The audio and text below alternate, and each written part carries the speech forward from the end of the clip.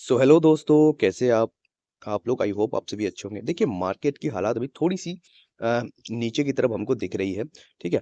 But ये दोस्तों, मैं पहले आपको बता दूँ, ये कोई पैनिक वाली बात नहीं है, ठीक है? मार्केट में जिस तरीके से हमने कल बात कही थी कि ठीक है, मैं लगातार कहते आ रहा हूँ कि मार्केट को कूल ऑफ होने के लिए थोड़ा-सा टाइम होना चाहिए, ठीक है? हालाँकि हमारी एक उम्मीद थी कि मार्केट ऑलमोस्ट हमको इस रेंज के आस-पास एक बार देखने को मिल सकता है, उसके बाद यहाँ से नीचे की तरफ गिरावट हो सकती है।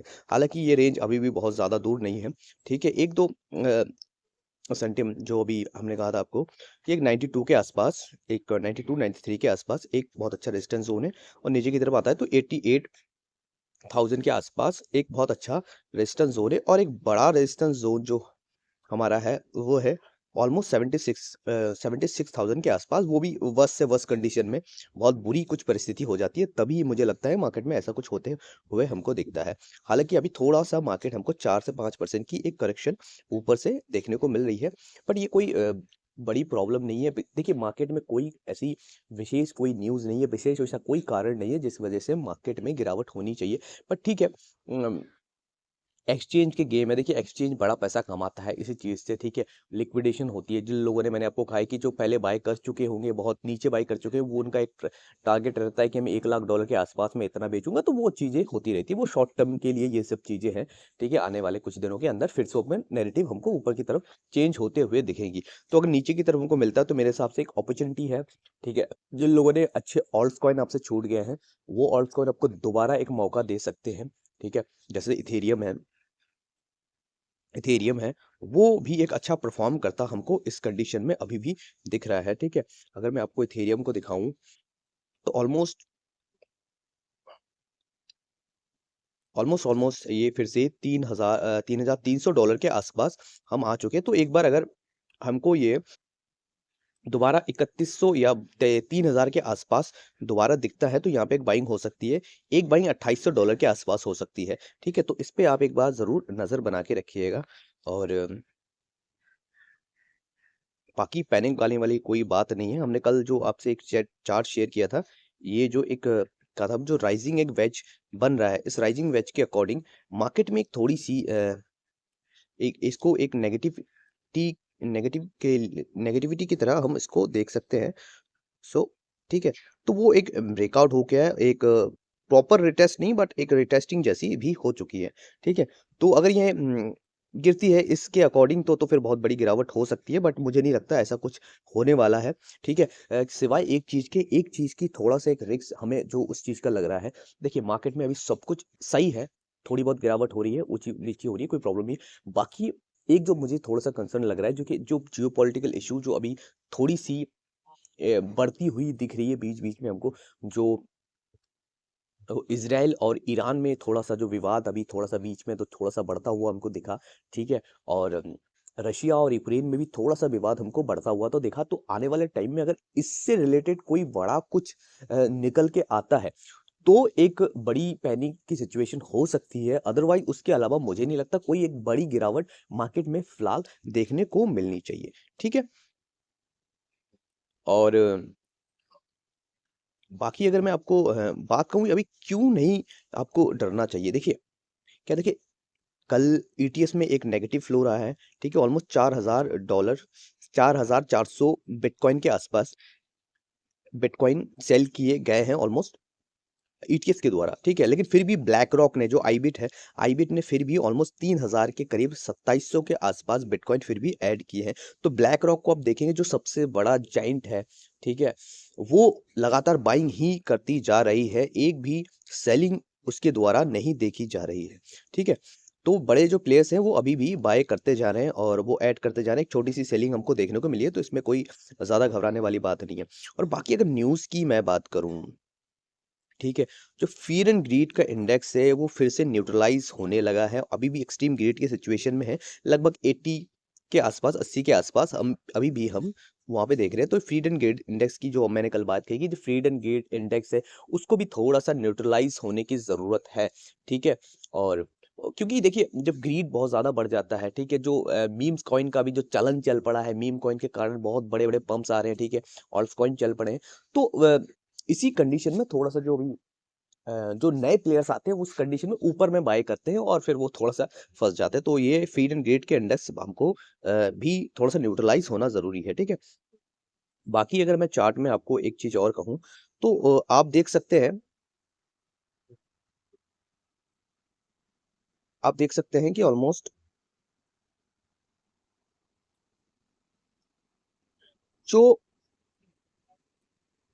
जो आरएसआई है वन डे के चार्ट में जो आरएसआई है, तो आरएसआई ऑलमोस्ट हमको दोबारा अभी 63 के आसपास दिख रहा है, ठीक है? जो कि बहुत ही अच्छा और बढ़िया है क्योंकि आरएसआई ऑलमोस्ट लगभग 84 के आसपास जा चुका था, जो कि एक सही चीज़ नहीं मानी जाती है, ठीक है?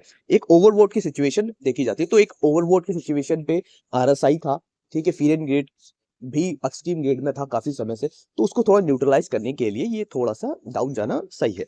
और मार्केट में एक शॉर्ट टर्म के लिए भाई एक नीचे की तरफ जाना और एक प्राइस में थोड़ा-सा नीचे की तरफ देखो लगातार मार्केट ऊपर तो जाएगी नहीं, तो थोड़ी-सी मार्केट अगर नीचे आती है तो एक एक हेल्दी करेक्शन होना मार्केट के लिए ज़रूरी है, ठीक है? कोई चीज़ जब नीचे आती है तो उसके लिए वो ऊपर बहुत बड़ा जाने के लिए थोड़ी-सी नीचे उसको आना पड़ता है, ठीक है? बाकी ये चीज़ है और कुछ 2-3 न्यूज़ेस हैं जो मैं आपको दिखाना चाहूँगा जिसके लिए मैं बहुत एक्साइटेड भी हूँ, ठीक है? एक कनाडा की एक वेलनेस फर्म है, ठीक है? जीवा टेक्नोलॉजी करके उन्होंने लगभग $1 मिलियन की बिटकॉइन की बाइंग करनी चाहिए अपने ट्रेज़री में डालने की बात की है, ठीक है?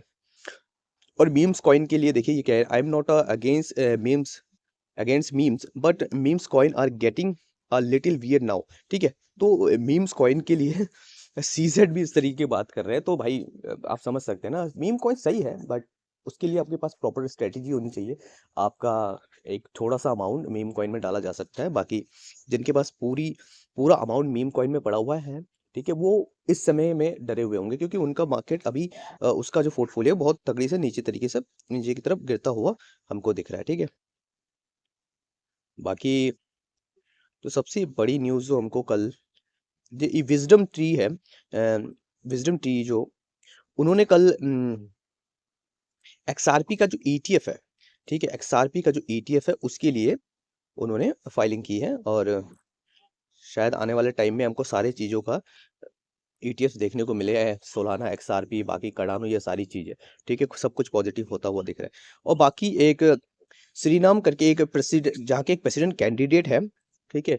सूरीनेम करके, तो वहाँ के एक प्रेसिडेंट कैंडिडेट ने कहा है कि अगर मैं जीत गया तो बिटकॉइन को एज़ अ लीगल टेंडर बना दूँगा। तो लीगल टेंडर पहले भी बना चुके हैं, जो हम एल साल्वाडोर में देख चुके हैं कि उन्होंने किस तरीके से यहाँ से लगभग 2 ढाई साल पहले, ठीक है? बिटकॉइन को लीगल टेंडर बनाया और किस तरीके से उनकी निंदा हुई, ठीक है?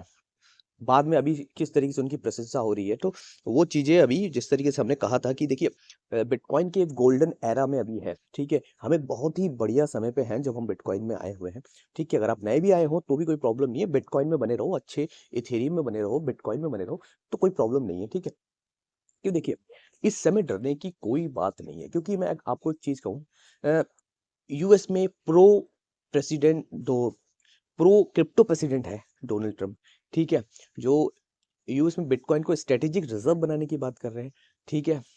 और अलग-अलग दुनिया के बड़े-बड़े देश जो है फिलहाल अभी बिटकॉइन की तरफ अपनी नज़रें बनाई हुई है कि किस तरीके से अमेरिका उस चीज़ को करता है, बिटकॉइन को तो देख रहा है। तो अभी देखो अभी अभी एक सूरीनाम करके जो एक देश है, वो उसमें ये कि प्रेसिडेंट कैंडिडेट की भी इस तरह की बात करें बिटकॉइन को लेके। थोड़ी देर पहले एक पोलैंड के एक जो प्रेसिडेंट कैंडिडेट है, उन्होंने भी बात कही कि हम भी एक बिटकॉइन रिज़र्व में डाल देंगे, बिटकॉइन को एज़ अ स्ट्रेटेजिक रिज़र्व बना लेंगे अगर मैं जीतता हूँ, मतलब इस तरीके की एक बात उन्होंने कही है प्रेसिडेंट कैंडिडेट ने, ठीक है? तो ये सारी चीज़ें अभी हुई है, माइक्रोसॉफ्ट जैसी बड़ी कंपनी अपने शेयर होल्डर्स से वोटिंग करवा रही है कि हमको बिटकॉइन अपने बैलेंस शीट में डालनी चाहिए कि नहीं चाहिए। तो इस तरीके की बड़ी-बड़ी चीज़ें अभी होते हुए हमको दिख रही है भाई, ठीक है? बिटकॉइन और गोल्ड को कंपेयर किया जा रहा है, ठीक है? वो तो ये सारी चीज़ें होते हुए दिख रही है। क्रिप्टो ऑफिशियल बड़े-बड़े जो ऑथराइज्ड पर्सन है, जो बड़े पदाधिकारी है, उन लोगों को अभी यूएस में दिया जा रहा है। यूएस के ट्रेज़री सेक्रेटरी है, उसको भी प्रो क्रिप्टो वाले व्यक्ति को लाया जा रहा है। ठीक है? एसईसी के नए चेयर जो भी प्रो क्रिप्टो है उनको लेके आया जा रहा है, ठीक है? डॉज जैसी एक संस्था बन रही है यूएस में। तो भाई ये एक बहुत अच्छा दौर है। तो छोटी-मोटी अगर गिरावट होती है तो मेरे हिसाब से डरने की बात है। और बड़ी सबसे बड़ी न्यूज़ जो कल निकल के आई, जिस तरीके से मैं अपने वीडियो में कहा कि लगभग $3 बिलियन के आसपास की एक बाइंग कर सकते हैं। माइकल सेलन ने ये थोड़ा-सा हिट दे दिया था। हालाँकि वो उनसे भी कई ज़्यादा बड़ी बिटकॉइन की बाइंग की है, लगभग 5.4 बिलियन डॉलर के आसपास की उन्होंने बाइंग की है, जो कि इंडियन रूपी में अगर हम देखें तो ऑलमोस्ट 45-50 हज़ार करोड़ के आसपास होती है। तो एक व्यक्ति जो ऑल टाइम हाई के आसपास लगभग 97,000 98,000 के आसपास ऑल टाइम हाई पे अगर वो इतनी बड़ी मात्रा में बिटकॉइन बाइंग कर रहा है, ठीक है? तो उसके पास कोई ना कोई कारण ज़रूर होगा। जो उनके भी एवरेजिंग जो प्राइस है लगभग 56,000 के आसपास है, और उनके पास टोटल अभी बिटकॉइन है लगभग 3,86,700 बिटकॉइन उनके पास हो चुका है, ठीक है? तो एक महीने के अंदर, इस नवंबर महीने के अंदर लगभग माइक्रो स्ट्रेटेजी ने ऑलमोस्ट 10 बिलियन डॉलर के आसपास की बिटकॉइन की बाइंग की है, ठीक है? 1 लाख बिटकॉइन उन्होंने बाय कर लिया। तो भाई मेरे हिसाब से ये सारी चीज़ें जो है शॉर्ट टर्म के लिए है। मुझे नहीं लगता आपको इस चीज़ के लिए अभी डरना चाहिए, ठीक है? चाइना भी आने वाले टाइम में हो सकता है धीरे-धीरे उनका रुख अभी बदलते हुए हमको दिख रहा है, और बहुत ही जल्दी फिर वो बदलते हुए हमको हो सकता है उनके तरफ से भी कुछ पॉजिटिविटी आते हुए हमको दिखती है। बस एक चीज़ की जो खतरा हमको जो लग रहा है कि भैया ये जो जियोपॉलिटिकल इश्यू बढ़ रही है, ठीक है? तो ये कुछ बड़ा न्यूज़ इधर से निकल के ना आ जाए, कुछ बड़ा इधर से निकल के ना आ जाए, बस वो चीज़ें ही हैं, बाकी कोई डरने वाली बात नहीं है। बाकी जो कॉइन्स मैंने आपको बताए दोस्तों, ठीक है? वो अभी जैसे पिथ जो मैंने आपको बताया लगभग 40 सेंट के आसपास आने वाला है, उसकी तरफ हम नज़र बना के रख सकते हैं।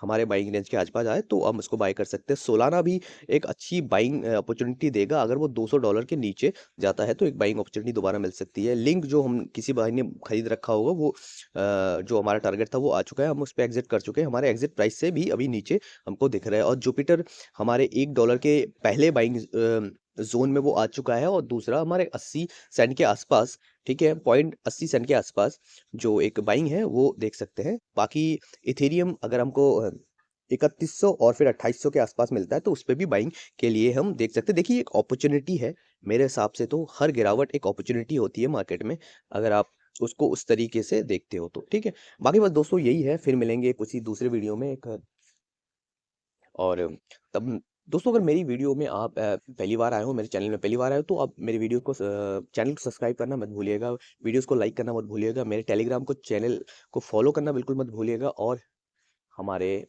ट्विटर अकाउंट को भी फॉलो करना मत भूलिएगा। ठीक है दोस्तों, फिर मिलते हैं किसी दूसरे वीडियो में, तब तक के लिए बढ़िया रहिए, कमाते रहिए, खुश रहिए।